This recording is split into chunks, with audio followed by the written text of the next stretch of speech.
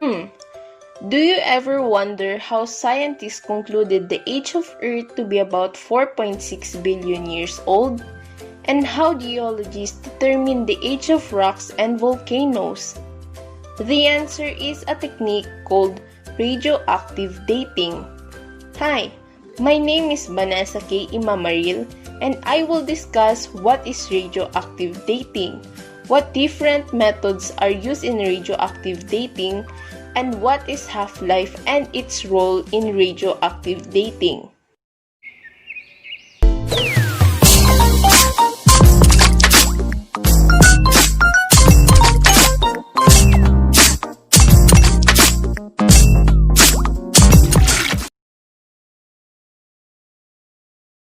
Going back to history, Henry Becquerel was awarded the 1903 Nobel Prize in Physics for his discovery of radioactivity. Today his contributions to science are used to determine the age of rocks, called radioactive dating. Radioactive dating, also called radiometric dating or radioisotope dating, is a reliable method in measuring the absolute age of an object. It is reliable because it is not affected by environmental or chemical factors. Therefore, it enables geologists to record the history of the Earth and its events. Radioactive dating uses the ratios of isotopes and their specific decay products to determine the ages of rocks, fossils, and other substances. Elements occur naturally in the Earth, and they can tell us a lot about its past.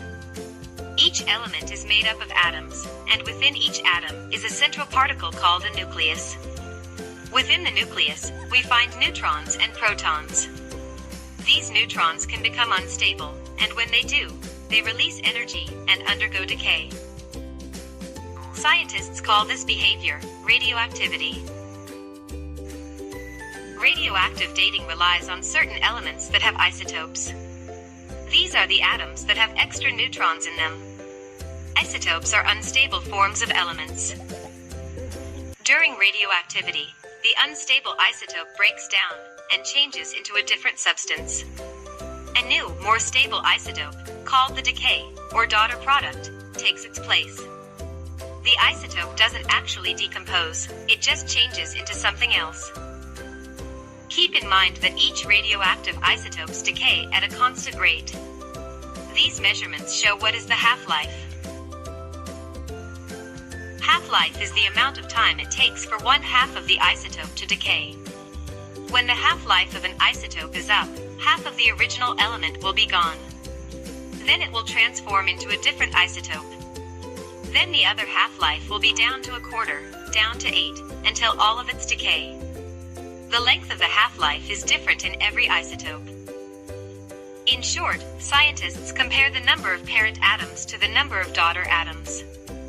The more daughter atoms there are, the older the rock is. This tells them how many times half the parent atoms turned into daughter atoms. There are 4 types of radioactive dating methods. First, radiocarbon dating. Second, potassium-argon dating. Third, uranium lead dating. Fourth, rubidium-strontium dating. First, radiocarbon dating. Radiocarbon dating is used to find the age of once living materials, between 150,000 years old. This range is especially useful for determining the ages of human fossils and habitation sites. The atmosphere contains 3 isotopes of carbon: carbon-12, carbon-13, and carbon-14. Only carbon-14 is radioactive. It has a half-life of 5,730 years. The amount of carbon-14 in the atmosphere is tiny, and has been relatively stable through time. Second, potassium-argon dating. Potassium-40 decays to argon-40, with a half-life of 1.26 billion years. Argon is a gas, so it can escape from molten magma, meaning that any argon that is found in an igneous crystal probably formed as a result of the decay of potassium-40. Measuring the ratio of potassium-40 to argon-40 yields a good estimate of the age of that crystal. The technique has been useful for dating fairly young geological materials, and deposits containing the bones of human ancestors. Third, uranium lead dating.